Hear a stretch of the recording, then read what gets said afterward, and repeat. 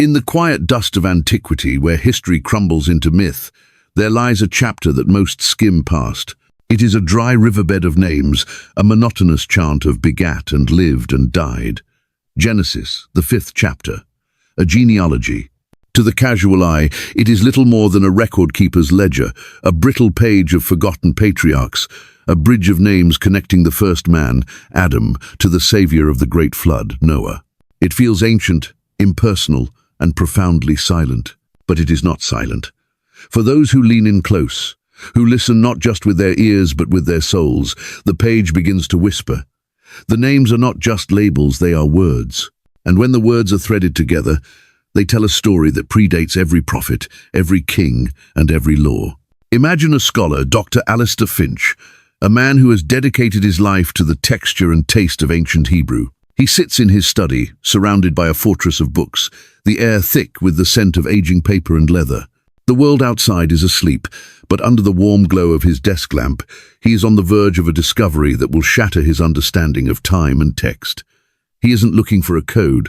He is simply doing what he has always done, seeking the deepest meaning of the words. He starts with the first name, the progenitor of all humanity. Adam, a simple foundational word. It means man. He moves to Adam's son, the replacement for the slain Abel. Seth. Alistair's pen hovers over the parchment. The root of the name is sheath. It means appointed. A sense of purpose enters the lineage. Man is appointed. Appointed for what? The next name is Enosh. A shadow falls across the page. The meaning is stark, tinged with a deep melancholy. Mortal, frail, incurable sorrow. The story darkens. A heavy truth settles in the quiet room. Man is appointed mortal sorrow. This is the human condition, laid bare in just 3 generations. Then comes Kenan. The sorrow deepens, becoming a lament. The name can mean a dirge or a sorrowful song. The repetition is haunting. It is not a fleeting sadness, but a state of being. The human story so far is a funeral song. But then, a break in the clouds, a name that shines, Mahalalel. Alistair feels a jolt, a current of electricity up his spine. The name is a compound of Mahalal, meaning blessed or praise, and El, the name for God, the blessed God. In the middle of this litany of despair, a promise appears, a declaration of divine character. The narrative has shifted. Man is appointed mortal sorrow, but the blessed God. The next patriarch is Jared. The name comes from the verb yarad, which means to descend, to come down. Alistair's breath catches in his throat. The pieces are locking into place with an unnerving precision. The blessed God shall come down. The promise is no longer static. It is an action. A divine being is entering the human story of sorrow. And for what purpose? The next name provides the answer. Enoch, a man who walked with God and was no more. His name means teaching or commencement of instruction. The purpose of the descent is to teach. The blessed God shall come down teaching. What follows is the most staggering piece of the puzzle. Methuselah. His name is famously linked to the flood. He died the year it began. But its deeper meaning is a chilling prophecy. It is a combination of muth, meaning death, and shalach, meaning to bring or to send forth. His death shall bring. Alistair pushes his chair back from the desk, his heart hammering against his ribs. This is impossible. This cannot be a coincidence. A death, a specific, purposeful death, is the focal point of the teaching. Who is this teaching for? The next name is Lamech, a name heavy with weariness, its meaning etched into the history of a fallen world. The despairing or the hopeless. It is for them, for us, for all those bowed under the weight of the mortal sorrow promised in the name of Enosh. And what will this death bring to the despairing? The final name in the line, the 10th from Adam, the man who would build the ark. Noah. From the root Nachem, his name breathes a sigh of relief across the millennia. Comfort. Rest. Alistair takes a clean sheet of paper, his hand trembling as he writes. He lays the meanings out, one after another, like pearls on a string. Man, Adam, is appointed. Seth. Mortal sorrow, Enosh. A sorrowful dirge, Kenan. But the blessed God, Mahalalel, shall come down Jared, teaching Enoch that his death shall bring Methuselah, the despairing, Lamech, comfort and rest, Noah.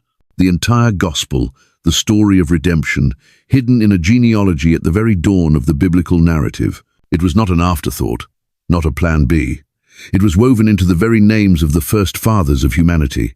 A secret message, a divine signature, waiting patiently for thousands of years to be read by those with the heart to listen.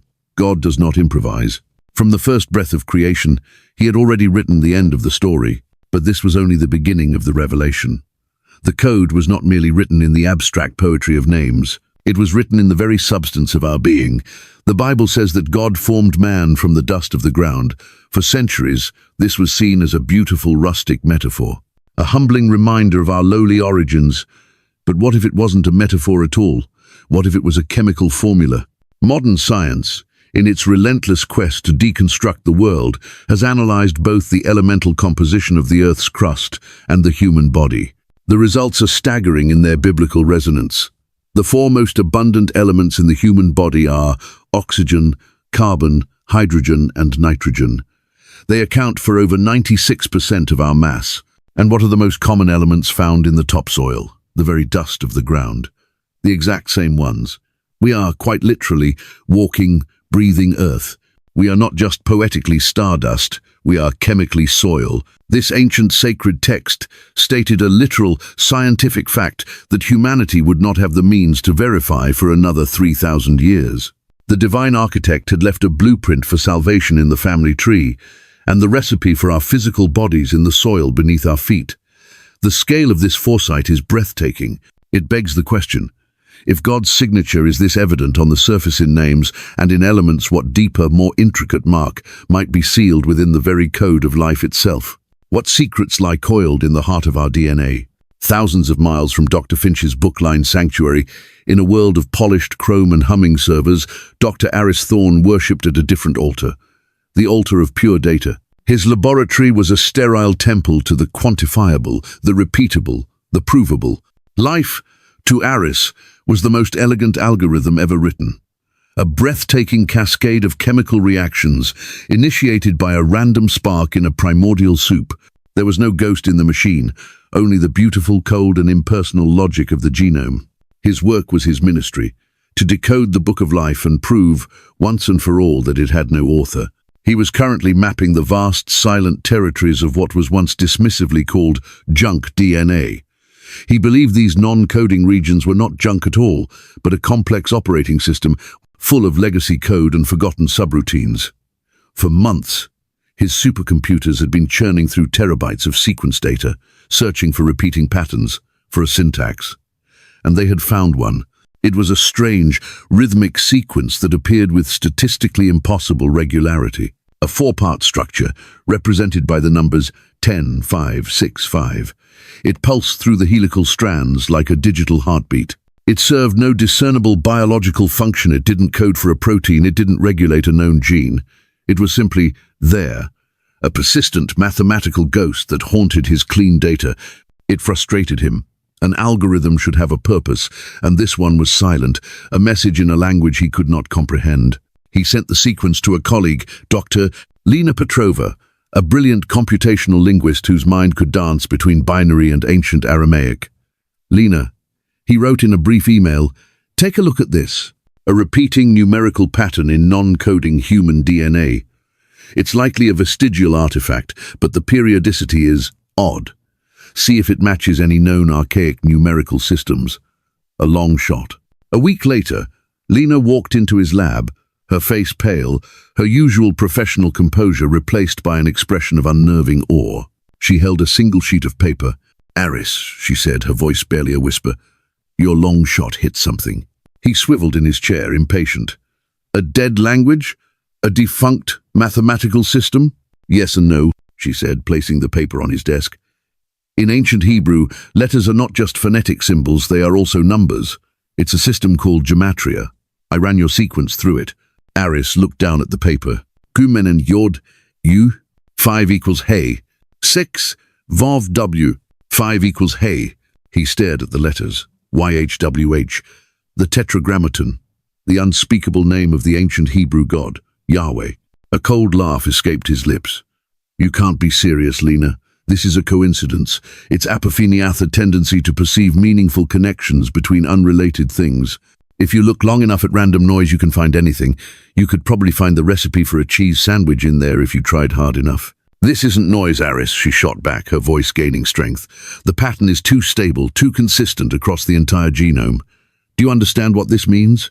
The numerical value for the name of God is woven into the very fabric of our genetic code.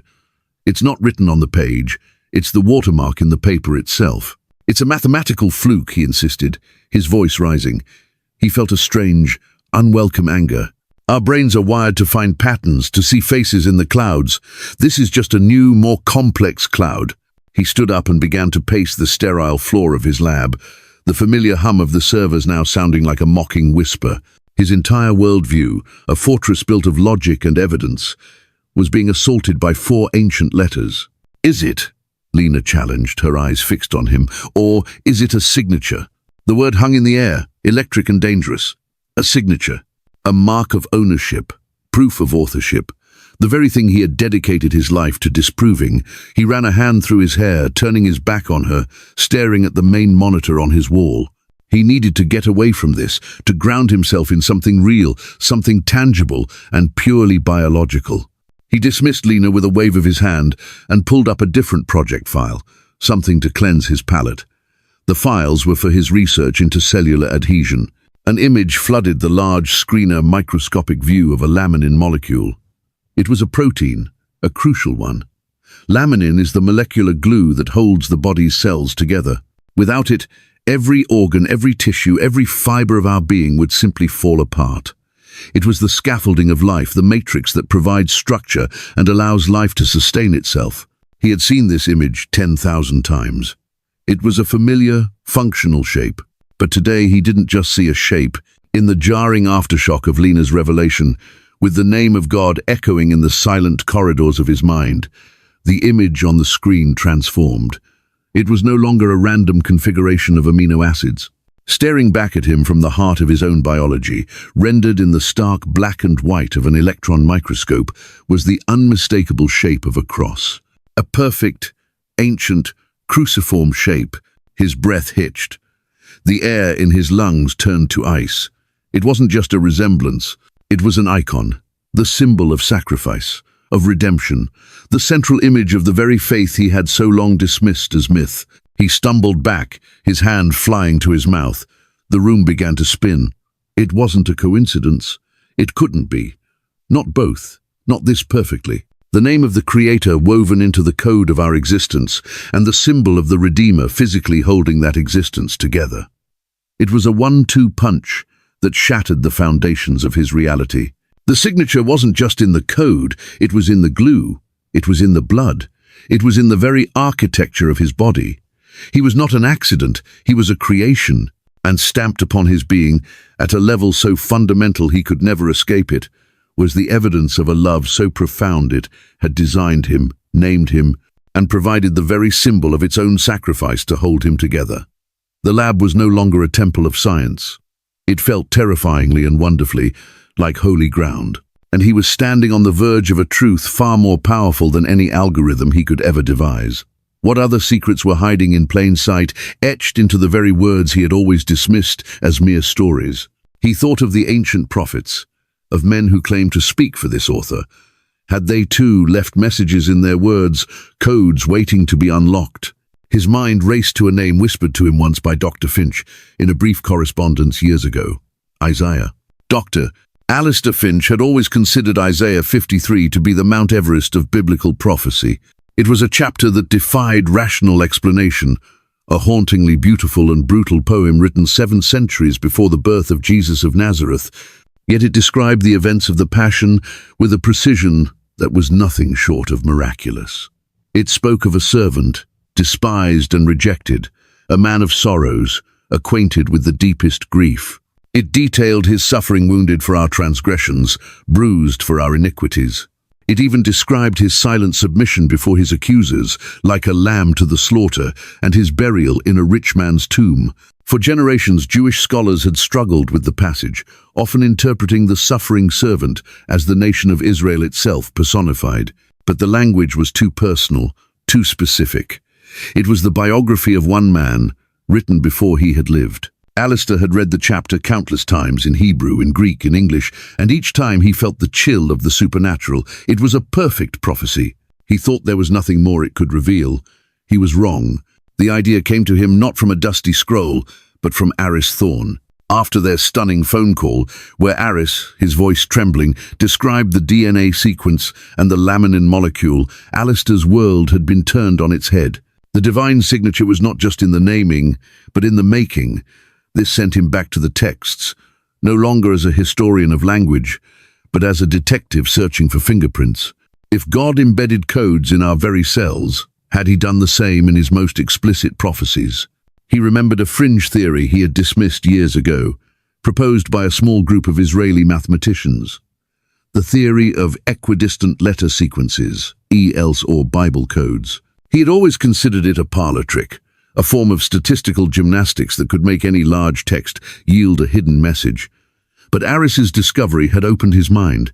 What if God did speak in patterns, not just in overt prophecy, but in the very arrangement of the letters themselves? His study, once a place of quiet contemplation, transformed into a cryptographic war room. He obtained a digital copy of the Leningrad Codex, one of the oldest and most complete manuscripts of the Hebrew Bible. He wasn't looking for random words.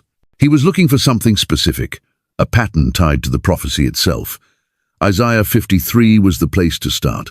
He began with the name at the heart of the Christian faith, Yeshua, Jesus. He wrote the name in Hebrew letters, Yod, Shin, Vav, Ayin. Then, he set his software to search the text of Isaiah 53. The program hummed, sifting through the ancient letters looking for that specific sequence. The initial results were disappointing. The name appeared, but randomly, without a discernible pattern. It was the statistical noise he had expected. He sat back, frustrated. Maybe it was a dead end. He thought of the number 7, the biblical number of perfection, of divine completion. He thought of the Jubilee year, the 50th year, which followed 7 cycles of 7 years, a cycle of 49. It was a number of consummation, of finality. On a whim, a desperate shot in the dark, he changed the search parameter. He instructed the program not to look for adjacent letters, but to search for the name Yeshua at a fixed interval. He typed in the number, 49. He clicked run and stood up to make tea, expecting nothing. But before the kettle had even begun to warm, a sharp beep echoed through the quiet study. He turned back to the screen. His heart stopped. There, glowing in the center of the screen, was the Hebrew text of Isaiah 53, and highlighted in a vibrant red, leaping off the page, was the name. Starting with a yod in the first verse, the program had skipped 49 letters and found a shin. It skipped another 49 letters and found a vav, another 49, an ayin, yshva, Yeshua. It was there. A perfect, unbroken sequence, embedded like a secret thread in the tapestry of the prophecy. Alistair sank into his chair, the room swaying around him. This wasn't a random assortment of letters. It was a deliberate, mathematical signature, woven into the text with a complexity that no human scribe could have conceived. To write a text as profound and poetic as Isaiah 53 is a work of genius. To embed a hidden, equidistant code within it, without distorting the surface meaning, is not humanly possible. The author of the prophecy had to be the author of the code, but the revelation was not over. A new thought struck him, sharp and clear. What did the prophecy say where the name was found? He looked closer at the text, tracing the path of the hidden name. The first letter, Yod, fell in the verse that read, "Who has believed our message?" The very question of faith. The last letter, Ayin, landed in a phrase describing the servant's purpose. He will see the light of life and be satisfied. Then he saw something else. The code ran across a phrase that in Hebrew was an exhortation. It read, Yeshua Shmi, which translates to Jesus is my name. It wasn't just the name, it was a declaration, an I am statement hidden within the suffering. The servant was naming himself across the centuries. Alistair felt a wave of emotion so powerful it brought tears to his eyes. For all his years of study, he had seen the Bible as a historical and literary marvel. He had revered its wisdom, marveled at its endurance. But this was different. This was a living document. It was a letter from a being who existed outside of time, a being who could see the end from the beginning, and who had left an undeniable, mathematically verifiable calling card within his most audacious prediction. If a prophecy of this magnitude held such a secret, what about the prophecies Jesus himself gave? The ones that were not buried in ancient codes but spoken in plain language, in the full light of day. His mind drifted to the sun-drenched hills of Judea, to a conversation Jesus had with his disciples as they gazed upon the glorious Temple of Jerusalem. They saw an eternal monument of stone and gold. Jesus saw a pile of rubble. And he gave a prophecy so stark, so specific, and so absolute that it must have sounded like madness to those who heard it. A prophecy that would be fulfilled not in 7 centuries, but within a single generation. The year is 30 AD. The air over Jerusalem hangs heavy with the scent of sacrificial smoke and sun-baked dust. Jesus and his disciples are leaving the temple complex, walking eastward toward the Mount of Olives. The afternoon sun catches the massive edifice behind them, making the white limestone gleam and the thick gold plating of the sanctuary blaze like a captured star. It was the masterpiece of Herod the Great, a structure of staggering scale and beauty, the undisputed center of the Jewish world. For the disciples, it was more than a building. It was a symbol of God's eternal presence, a promise carved in stone. One of them, a fisherman named Andrew, still awestruck, gestured back toward the monumental gates. "Teacher," he said, his voice filled with reverence, "look at these magnificent stones and the buildings. Surely this is the most permanent place on earth." The other disciples nodded in agreement, their faces reflecting a mixture of national pride and spiritual security. This was their anchor, the physical manifestation of their covenant with God. Jesus stopped. He turned slowly, his gaze sweeping over the sprawling courts, the towering walls, and the golden pinnacles that speared the blue sky. A deep sadness entered his eyes, a profound sorrow that seemed to see past the physical splendor and into a future of fire and blood. His voice, when he spoke, was quiet but carried a chilling finality that cut through the warm air. "Do you see all these great things?" he asked. "Truly, I tell you, the time is coming when not one stone here will be left on another. Every single one will be thrown down." A stunned silence fell over the group. The disciples exchanged confused, horrified glances. Peter, ever the impetuous one, spoke first. "What are you saying, Lord? Thrown down how? This temple is the heart of the world. Some of these stones weigh over 500 tons. No army, not even Rome, could do such a thing." To them, it was an impossible statement. It was like predicting the sun would be torn from the sky. It defied all logic, all experience. It was a prophecy of utter annihilation against an indestructible symbol. For the next 40 years, that prophecy lay dormant. Life in Jerusalem continued its rhythm of festivals and Sabbaths, of simmering tension under Roman rule. The temple stood, magnificent and proud, a silent rebuke to Jesus' strange and terrible words. The disciples who first heard the prophecy grew old. Some were martyred. The story was passed down, a piece of unsettling lore, a teaching that many struggled to understand. Then, in the year 66 AD, the simmering pot of Jewish resentment against Roman corruption and tyranny boiled over. A rebellion, fueled by zealotry and messianic hope, erupted across Judea. It began with scattered victories, but it inevitably drew the full, methodical wrath of the Roman Empire. The legions marched, led by the pragmatic general Vespasian and his fiercely ambitious son, Titus. By the year 70 AD, the rebellion was crushed, its last remnants cornered within the seemingly impregnable walls of Jerusalem. Titus laid siege to the city. What followed was one of the most brutal and horrific sieges in ancient history, documented in excruciating detail by the historian Flavius Josephus, who was an eyewitness to the events. Starvation turned the city into a living nightmare. People ate leather, straw, and eventually each other. The streets were filled with the dead and dying. Finally, in the blistering heat of August, the Roman legions breached the city's defenses. Drunk on victory and enraged by the stubborn resistance, they swarmed through the streets, slaughtering indiscriminately. They fought their way to the Temple Mount, the last bastion of the defenders. Titus, according to Josephus, had given orders to preserve the sacred temple itself. He recognized its architectural and cultural value. But his soldiers, in the chaos and bloodlust of battle, were uncontrollable. A soldier, acting against orders, hurled a torch through a golden window into one of the temple's outer chambers.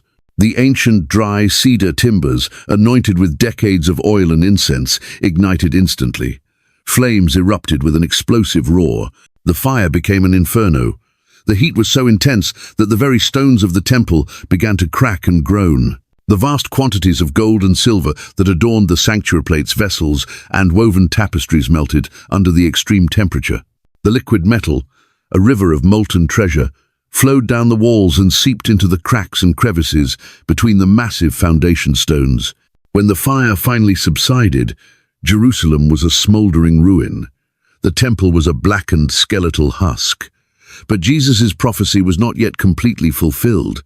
Many stones still stood upon other stones, charred and broken, but still standing.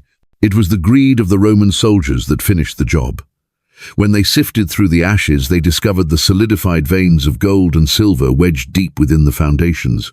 An order was given, perhaps. A frenzy simply took hold to pry the stones apart to get at the treasure trapped within. For weeks, the legionaries, with levers, rams, and brute force, systematically dismantled what the fire had not. Stone by massive stone was overturned, rolled and cast down into the valley below, as they hunted for every last ounce of precious metal. When they were finished, nothing was left. The Temple Mount was flattened, scraped clean. Not one stone remained on another. Every single one had been thrown down. Josephus, a Jew who had sided with the Romans, looked upon the devastation and wrote that if he had not seen it with his own eyes, he would never have believed it was possible. The prophecy of Jesus had not been a symbolic warning. It had been a literal, architectural prediction of a specific and complete destruction. A destruction so absolute that its method, the melting gold forcing the dismantling, was as unlikely as the event itself. The disciples had marveled at the stones, but in the end, the stones were not silent. Their catastrophic fall became a deafening testament to the terrifying accuracy of the Nazarene's words, an event recorded not in the Gospels of faith, but in the secular histories of Rome. It was a truth so stark it left no room for doubt. If a man could see the future with such clarity, what other impossible truths had he spoken? What about the stories that defied not just history, but the very laws of nature itself? Long before the stones of Herod's temple were ever laid, in the rugged, sun-scorched hills of Canaan, another story was recorded that strains the very limits of belief. It is a tale from the book of Joshua, a narrative so audacious it makes the raising of a temple seem almost mundane by comparison. It is the story of a day when time itself was bent to the will of a man. The scene is a desperate, chaotic battle. Joshua, the successor to Moses, is leading the armies of Israel in a forced march to defend their allies, the Gibeonites, from a coalition of 5 Amorite kings. The battle rages from dawn, a whirlwind of bronze and dust. The Israelites, empowered by a fierce sense of divine purpose, are routing their enemies. The Amorite armies break and flee down the treacherous pass of Beth Horon. But as the day wears on, Joshua sees his victory slipping away with the descending sun. The shadows are lengthening, and the coming darkness will allow the shattered enemy forces to escape, regroup, and become a threat for another day. He needs more time. He needs more daylight. In a moment of radical, audacious faith, a faith that bordered on madness, Joshua does not pray for strength or for strategy. He speaks not to God, but to the cosmos itself. In the sight of all Israel, he lifts his face to the heavens and cries out a command that should have been swallowed by the wind. Sunday, stand still over Gibeon, and you, moon, over the valley of Ajalon. And the Bible records the impossible. The sun stood still, and the moon stopped, till the nation had avenged itself on its enemies. The sun stopped in the middle of the sky and delayed going down about a full day. There has never been a day like it before or since, a day when the Lord listened to a human being. For millennia, this story has been a flashpoint. To believers, it is a testament to the omnipotent power of God, a sign that the laws of nature are subject to their author.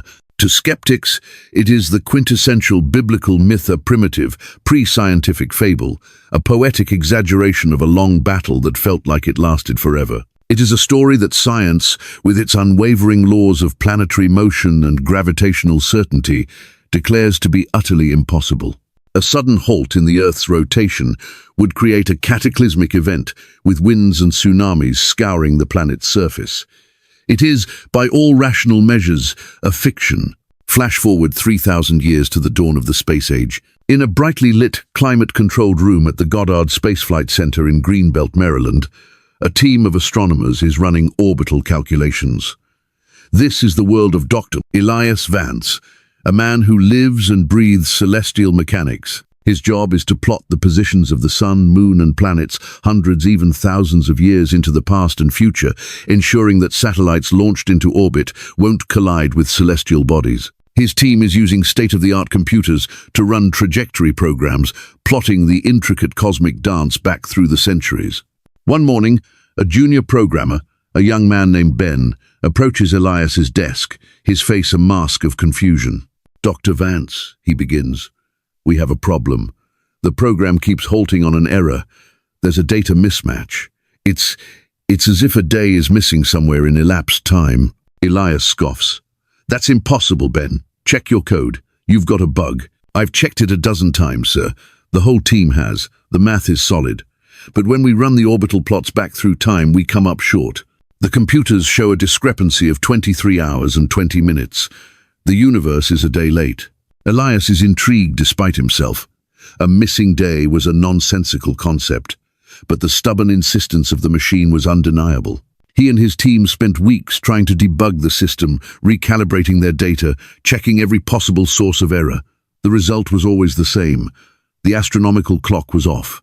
A full day minus 40 minutes had vanished from the annals of cosmic time. The problem became a low-level legend within their division, a frustrating, unexplainable glitch. One afternoon, during a lunch break, a deeply religious maintenance worker named Samuel overheard them discussing the missing day. He was a quiet man, not an academic, but he listened intently. "Excuse me, doctors," Samuel said hesitantly, approaching their table. "I couldn't help but overhear. You're looking for a missing day?" Elias, slightly annoyed by the interruption, nodded curtly. "Yes, an anomaly in the data." Samuel smiled gently. "Have you tried checking in the book of Joshua?" The scientists stared at him, a mixture of pity and amusement on their faces. Ben let out a short, incredulous laugh, but Elias, for reasons he couldn't explain, felt a flicker of curiosity.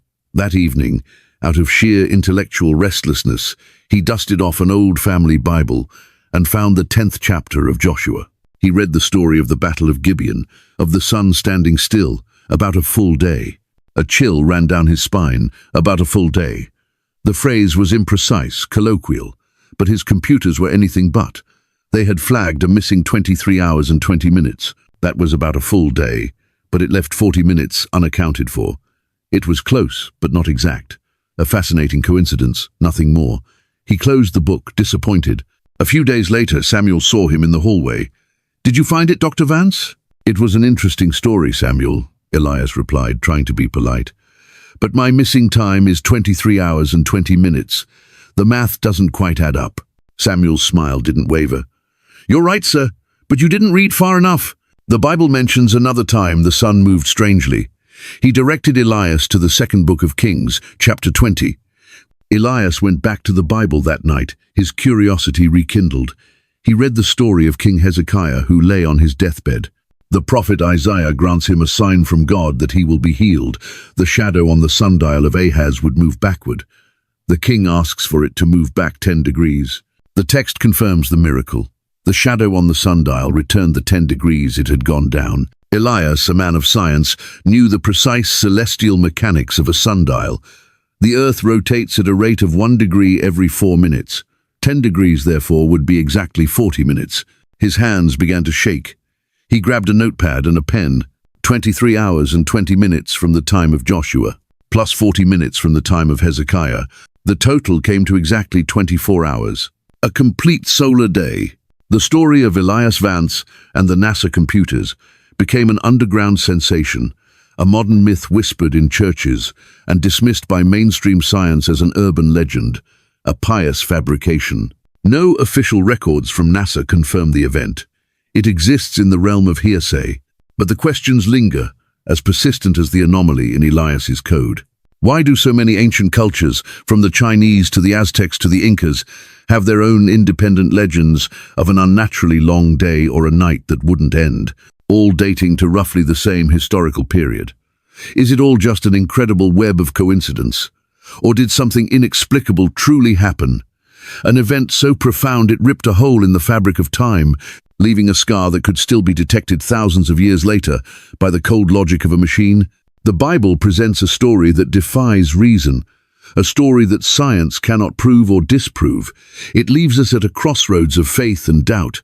But this is not the only number in Scripture that has been shrouded in mystery and misunderstanding. There is another, a number so feared it has been etched into the consciousness of the world as the ultimate symbol of evil, the number of the beast. But what if the world has been afraid of the wrong number all along?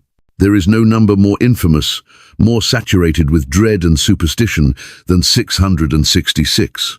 For centuries, it has been the brand of ultimate evil, the numerological emblem of the Antichrist. It has been scrubbed from license plates, omitted from hotel room floors, and whispered in horror films as the harbinger of demonic power. It is the number of the beast, found in the cryptic fever dream visions of the Book of Revelation. Popular culture has cemented it as the devil's calling card, a symbol so menacing that its very appearance evokes a primal fear. But what if this fear, this centuries-old terror, is based on a misunderstanding? What if the mark that has haunted history is a forgery? The source of this number is a single chilling passage in Revelation chapter 13. The Apostle John, exiled on the Isle of Patmos, describes a vision of a second beast, one that rises from the earth. This entity exercises global authority, forcing all of humanity, great and small, rich and poor, free and slave, to receive a mark on their right hand or on their forehead.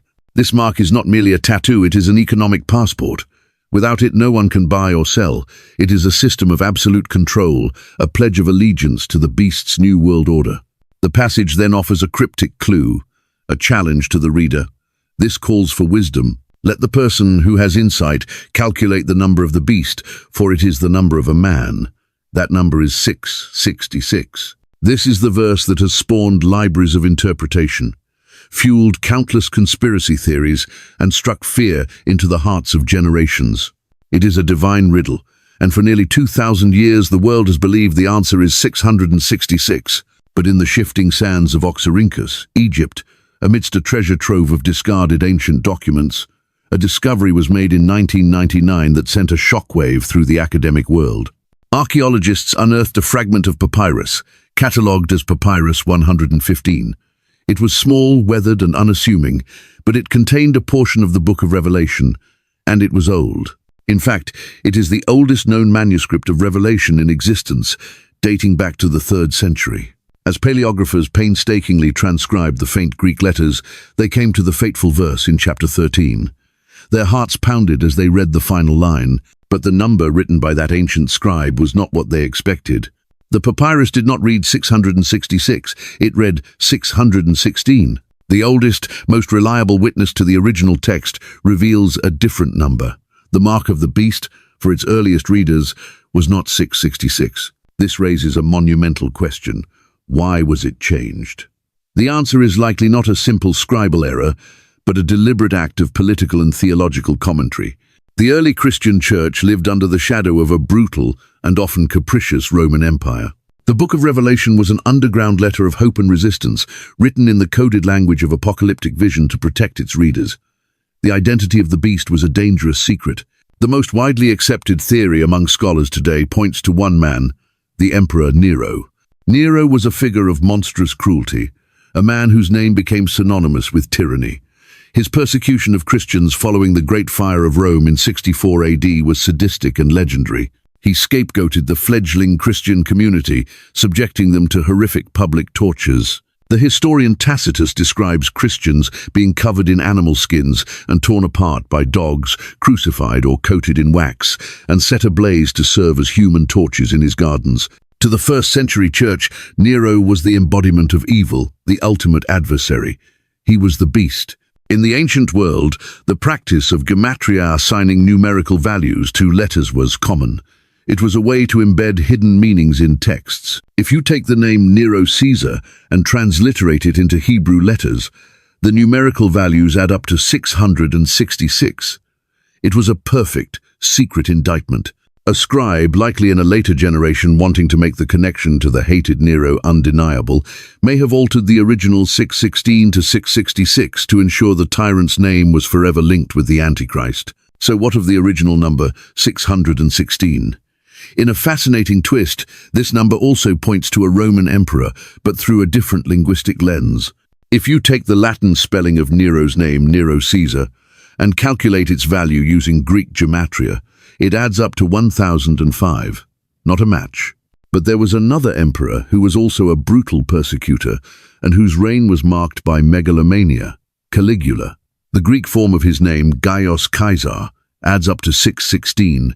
The debate among scholars continues, but the evidence from the oldest manuscript strongly suggests that 666 was a later alteration. The truth, however, may be deeper than the identity of a single man. The number itself carries a profound symbolic weight in the Bible. The number 7 represents divine perfection and completeness. God rested on the seventh day.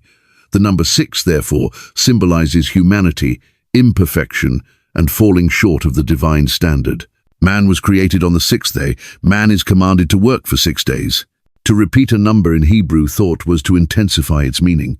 Therefore, 666 represents the ultimate manifestation of human rule without God. It is humanity in its highest state of rebellion, a trinity of imperfection. 6 to 6, -6, set up in opposition to the Holy Trinity. It is the pinnacle of human self-sufficiency, earthly power, and pride, a system that deifies man and declares God irrelevant. The mark is not about a literal number, but about a choice.